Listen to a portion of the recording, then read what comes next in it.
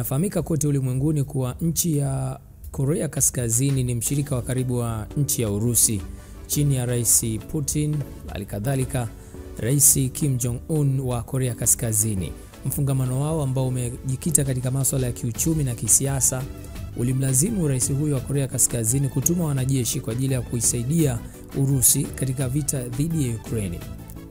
Mapema hii leo vyombo vya habari vya serikali Korea Kaskazini vimemwonyesha Kim Jong-un akitoa heshima za mwisho mbele ya majeneza ya wanajeshi wa taifa lake yaliyovishwa bendera ambao waliuawa wakisaidia Urusi kukabiliana na Ukraine. Picha za vyombo vya habari vya serikali huko Korea Kaskazini zilimwonyesha kiongozi wa taifa hilo Kim Jong-un akitoa heshima za mwisho mbele ya majeneza ya wanajeshi wa Korea Kaskazini yaliyovishwa bendera ya taifa ambao waliuawa wakisaidia Urusi kukabiliana na Ukraine. Picha za vyombo vya habari vya serikali huko Korea Kaskazini zilimwonyesha kiongozi wa taifa hilo Kim Jong-un akitoa heshima za mwisho mbele ya majeneza wanajeshi wa Korea Kaskazini yaliyovishwa bendera ya taifa ambao waliuawa wakisaidia Urusi kukabiliana na Ukraine. Taarifa kutoka vyombo vya habari za nchini Korea Kaskazini zimesema hakujawa na dalili za kupelekwa kwa wanajeshi zaidi nchini Urusi katika vita hivyo. Korea Kaskazini yenye kujihami kwa silaha za nyuklia imekuwa mojawapo ya washirika wakuu wa Urusi wakati wa mashambulizi yake ya zaidi ya miaka mitatu kwa Ukraine, huku ikituma maelfu ya wanajeshi na shehena ya silaha kuisaidia Kremlin kuwaondoa wanajeshi wa Ukraine kutoka katika eneo la Kursk.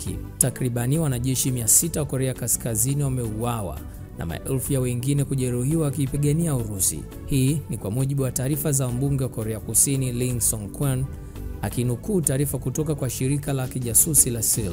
Aidha, picha za Kim alionekana kuwa na hisia kali akiwaomboleza wanajeshi waliopoteza maisha zilionyeshwa na televisheni rasmi ya Korea iliyotolewa kama sehemu ya tukio la Jumapili huko Pyongyang, tukio lililohudhuriwa na waziri wa utamaduni wa Urusi Olga Lyubimova. Hatua hiyo ni maadhimisho ya kumbukumbu ya mwaka mmoja wa makubaliano ya kijeshi yaliyotiwa saini na nchi hizo mbili, ambayo ni pamoja na ridhaa ya ulinzi wa pande zote. Kim, ambaye alionyeshwa akiwa ameshikilia bendera ya Korea Kaskazini juu ya jeneza wakati wa hafla ya kijeshi ya kurejesha miili ya wanajeshi wa Korea Kaskazini ambao walipelekwa na kuuawa huko katika vita vya Moscow dhidi ya Kiev.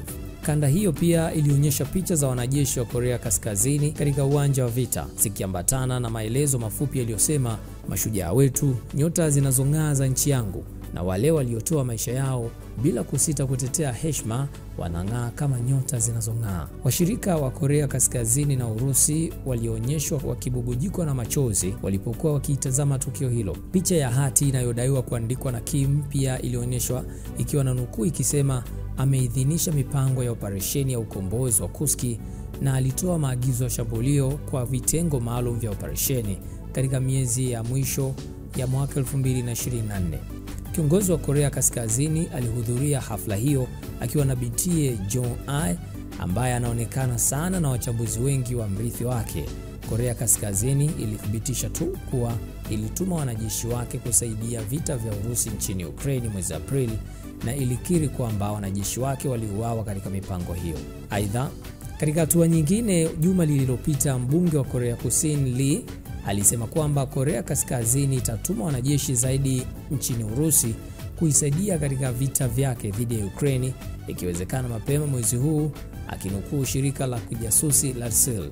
Aidha, kwa upande mwingine, wizara ya ulinzi SEAL ilisema Jumanne kwa sasa hakuna dalili yoyote na kwamba Korea Kaskazini inajiandaa kupeleka wanajeshi wake nchini Urusi, ikibainisha kuwa nchi hiyo iko katika kipindi chake cha mafunzo ya kijeshi ya msimu wa kiangazi, huku baadhi ya vitengo vilivyo mstari wa mbele vikishiriki pia katika mazoezi ya katikati ya mwaka.